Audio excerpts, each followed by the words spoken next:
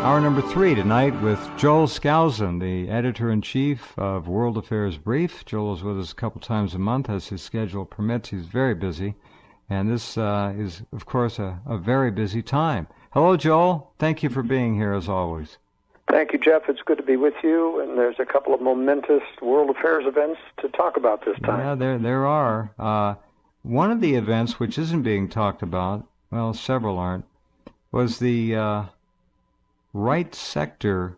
I don't know how many battalions they pulled out of the no-conflict zone, the truce line, and they're sending them to Kiev.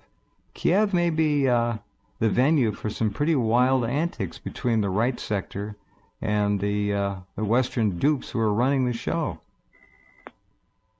Well, as I say, my point of view is that they're actually Russian plants posing as Western Understand. leaders. Yeah. Gotcha. I use the term loosely. But, and that's a very important concept, though, because, you see, everything that Kiev does seems to sabotage their own position. Isn't that the truth? It's as if they're out to lose the war. It's as if they're out to antagonize everyone and make the Russians look good.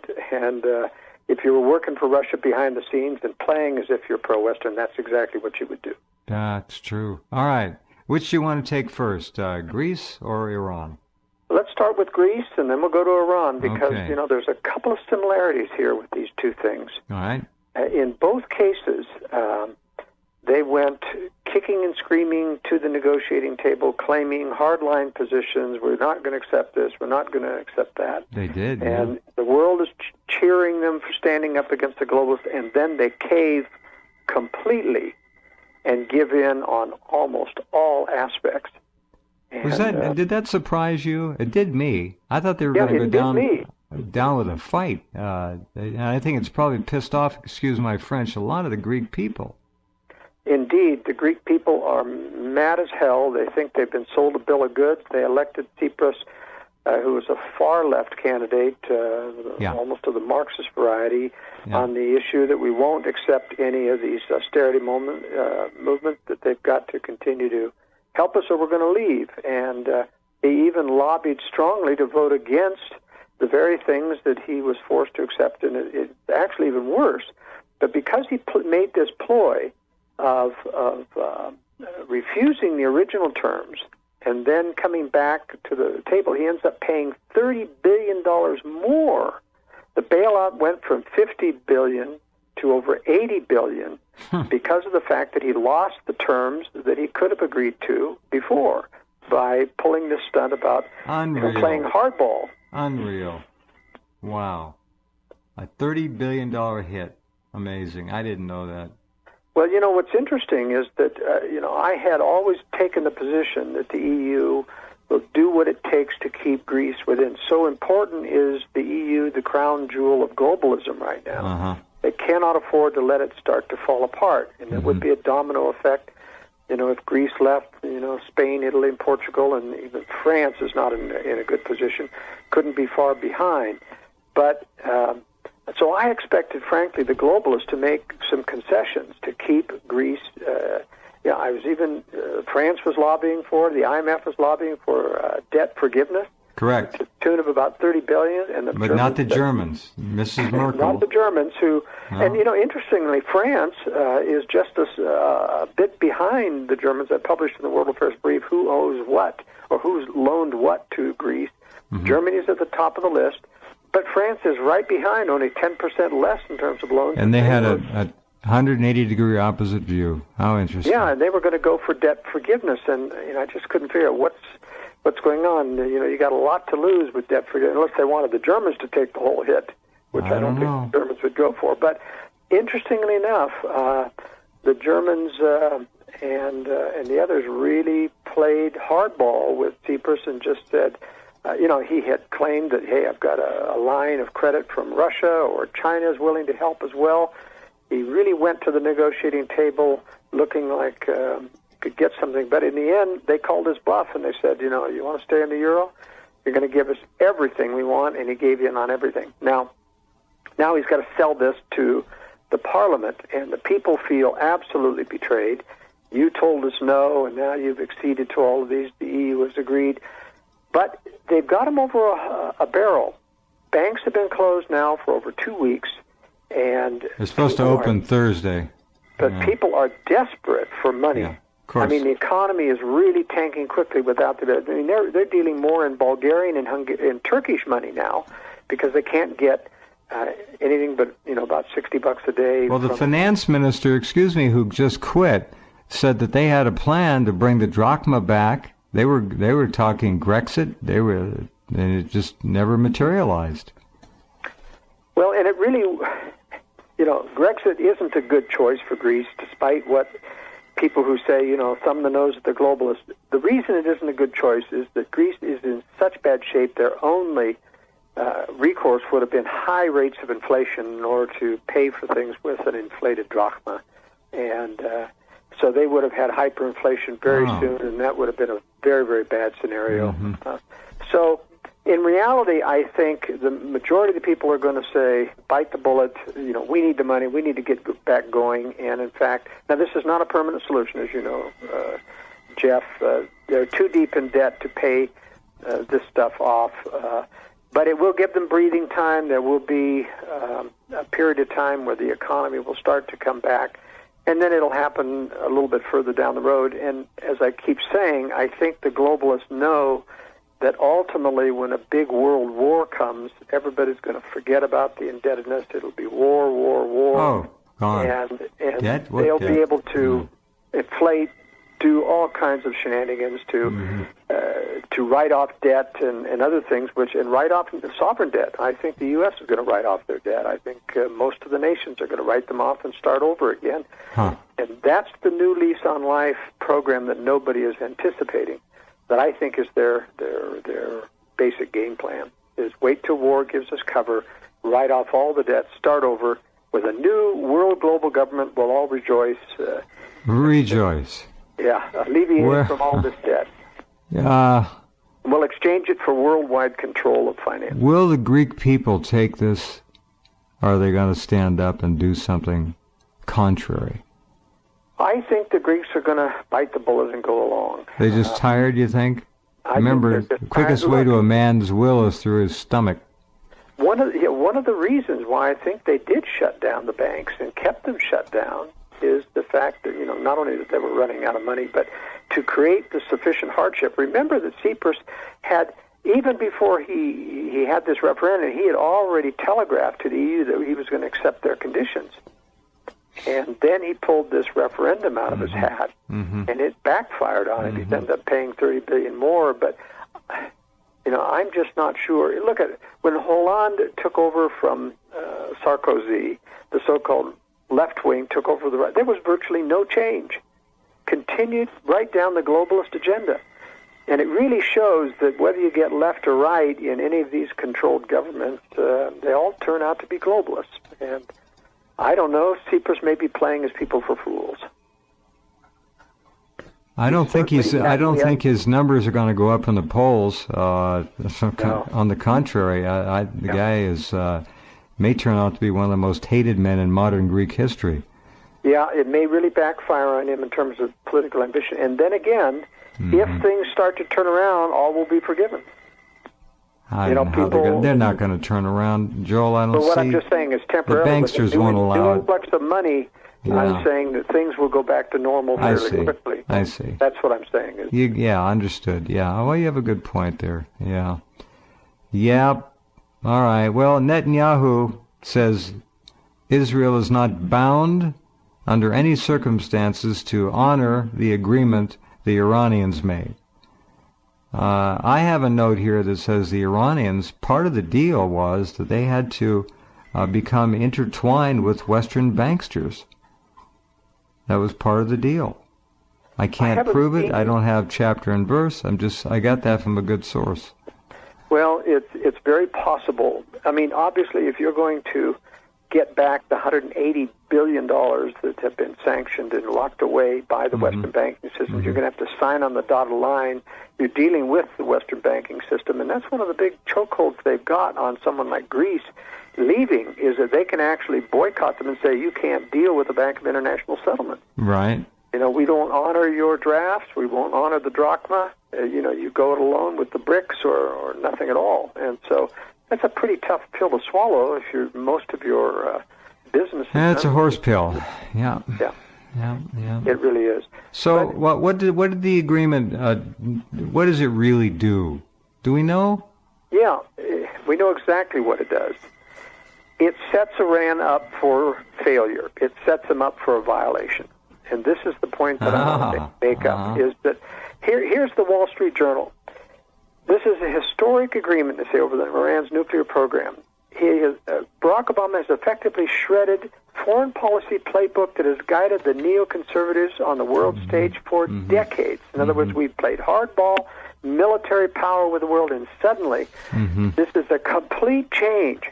And I'm saying it is too good to be true. It isn't, as Barack Obama says, the champion of diplomacy. That's just taking credit for it. It, in fact, is one of the most carefully crafted deceptions, other than the phony fall of the Soviet Union, I've ever seen. And that is that we're going to play as if we're going to make a deal with peace. We're going to negotiate some hardball terms to guarantee that Iran can be found in violation at almost any time and justify an attack. And one of the proofs of this is a little-known clause that didn't make the press that I found out about today in one of, I think it was Sandy Berger, who's one of the major conspirators in globalism, along with Henry Kissinger. He's one of Henry Kissinger's right-hand men. And he said, inside this contract is a deal where Russia and China and Iran have both said that if there is a violation of sanctions, remember this, this whole agreement's going before the UN Security Council and is going to be integrated as part of a UN Security Council resolution. And there's an automatic re-invoking of sanctions and a special provision that Russia and China have agreed that they will not use their veto powers to stop any retaliation against Iran. They cannot use their veto power to stop it once the West decides to retaliate against Iran for a violation. That is unheard of. That's a surprise. And why Russia and China would agree to that, to give up their veto power over makes no that. sense. I don't get but it. I'll tell you, to me, as I say, in the background of this thing, we have to remember, the big change came when Syria was about ready to be attacked. Kerry made this London press conference mistake of giving Syria an out to get away from being attacked by the West by giving up their chemical weapons. And so the U.S. had to have an excuse to take Iran off the attack agenda as well, because basically the attack agenda on Iran was going to be preceded by an attack by Israel, and that's why Israel's still saying we're not obligated by this agreement. We can attack at any time. Will they, Joel? Will they? Not yet. As I say, Israel has demanded that the United States, as representative of the globalist world government, which was requiring Israel to attack Iran to start the war, and the U.S. would come in and help finish it. But Israel came back to the U.S. and said, you got to take out Syria before we attack Iran. And because the Syria thing has been now postponed, going on 2 years, in fact, the U.S. and British intelligence had to create ISIS just to have an excuse to get back into Syria. Yeah. And that's what they're doing. So, good point. What I'm saying is that this entire agreement started at the very time, right after that chemical weapons treaty, and to me, it was an indication that the U.S. was biding time, had an excuse, and what they're doing, not only do they have an excuse not to attack Iran, because we're in peace negotiations over this nuclear deal, but now we have an excuse to automatically go to war with Iran if we can find any violation. And this agreement is so tough, is so strict, that there's no way that Iran can get away with not violating it. And so I think it's a recipe for war, not peace. No, and the punishment will be war. That's right. And, what's interesting is, as I covered in the World Affairs Brief, there were 2 times that the United States falsified what they were agreeing with the Iranians with. In the initial talks, they basically said, we'll give you anything. You don't have to give up your nuclear program. You don't have to give up your centrifuges, nothing like this. Yeah. And when Iran and the United States announced that they were in negotiations, the U.S. announced a different line, a hard line, saying they were going to give up their nuclear program, etc. And Iran said, no, we didn't agree to that at all. And here's the proof. We've got the recordings of the conversation. Total proof, yeah. All right. So then the next time, which was back in February, April, when they had the interim agreement that was just passed, it was supposed to be finalized on June 30th, end of May. The U.S. once again came out and claimed that Iran had agreed to much more than they had. And now we find out in the final language, not only was the U.S. right, even though Iran didn't actually agree to it in May, somehow Iran got turned around and bought into much more, just like Cyprus bought into everything that the globalists were demanding. And here's what I think happened. I think basically the purpose of the U.S. coming into the negotiations initially and giving away everything, not even requiring tough things, and then doing the same thing in May was to lure Iran along, get them used to the expectations that, hey, we're going to have an agreement, we're going to get rid of these sanctions. We're finally going to be able to get ahead faster by getting all of our money and being able to sell oil and gas, and all the things they've been wanting to do. And all of a sudden now they've tucked into this agreement a 5-year moratorium on any new missiles, conventional weapons limitations. This is a total disarmament agreement. And, how could the Iranians allow that to happen? Well, apparently the U.S. and the globalists read it correctly, that they are desperate. The sanctions really desperate for what? Desperate for money. The Iranians? That's right. All right. You see, we don't hear about that in the news. We don't hear that they're that desperate. Well, of course, they're putting on a good face, but still, I didn't know. No, it's that bad, huh? Yeah, wow. Very desperate. It's holding up everything. Wow. So they basically figure, we, above all, will give away almost anything. We're going to cheat on it. We're going to give up almost anything because we got to get oil back of it. We need the billions. We need not only the 180 billions the U.S. has tied up in foreign bank accounts from Iran, but we need over 100 billion a year in oil sales that they're capable of generating. And so this is a big deal to Iran. The globalists correctly read them. They gave them the hard line, and Iran accepted with the wink in the eye that they're going to cheat, and the U.S. is counting on that, in my opinion. They're going to spring the trap on Iran when Syria gets taken down. So they're going to turn Netanyahu loose on them? Will that be it? That's exactly right. They'll turn Netanyahu loose, and that's the whole reason the U.S. has been playing as if we're in opposition to Netanyahu, that we don't go along with Israel's hard line. The U.S. wants to create the crafty position that we're against war, we're for peace and diplomacy. So when Israel starts it, we'll have to get involved because they'll attack. Iran will retaliate against U.S. troops as well as Israel, and we have this alliance, etc. And we'll get into it reluctantly. It, for once, won't look like the globalist fault. But I think that's what the world is being set up for. And it'll result in a major Middle East war of horrendous proportions that will not, I repeat, not mushroom into World War III.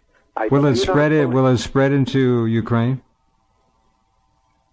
No, I don't think so. I really don't. I think they're going to keep two separate issues.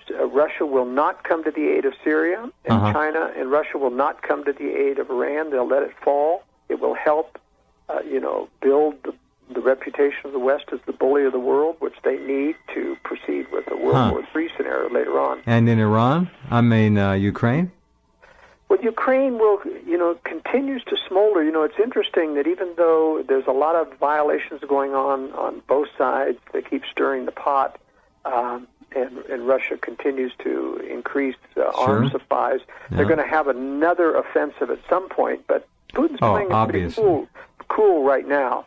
He's basically at the peace table again with Iran. He's being viewed as a partner in this stuff, so he's not pushing in Ukraine, but it'll heat up again. And it's going to heat up in the Balkans, the Baltic states, probably next year. where they'll start to antagonize the Russians in those areas as well. And so I think we'll continue. Which states are the worst in the Balkans? In the Baltics? Yeah. Well, which ones are likely to ignite? Probably Lithuania. Really? Lithuania is the one that's right closest to Kaliningrad. And remember that the West allowed Russia to keep Kaliningrad. Keep it. Yeah, it's like the phony fall of the Soviet Union, so that they have this base military bristling with arms. Well, it's like a province, but it's armed, very heavily armed. Very heavily armed, and it's right on the border of Poland and Lithuania. And Lithuania is very upset about it. Lithuania is preparing and really beating the drum about a Russian invasion, so I should expect that it'll start there. But Estonia has really bad feelings with the Russians there. They're almost like a separate society. There's just hatred between them. Latvia isn't quite as bad, but it could be either Estonia or Lithuania, in my opinion. Wow. Well, as you said, there's an awful lot going on, two very big things. It just seems like the pot is on high, and the water is boiling, and it's only going to boil over. And very soon, I don't see this going on. Yeah, but you want to remember that this is a very deceptive pot. It is boiling, but the people are still asleep. People are being told that I understand. Put to sleep. Iran isn't, I understand what you're saying. Good points, all of them, and you're probably right. Yeah. Yeah. Wow. All right. If you'd like to get a free copy of Joel's really extraordinary newsletter of military and geopolitical analyses, World Affairs Brief, just write to him and ask. That's all you have to do. Write to editor@worldaffairsbrief.com and say, hey, I heard you on Jeff's program. Could you please send me a copy? And you'll get one. No charge. Take a look. All right, we'll be right back with more. Take a look at some of the idiocy in the campaign carousel here. It's spinning faster and faster with more loons on it all the time. Be right back with Joel after this.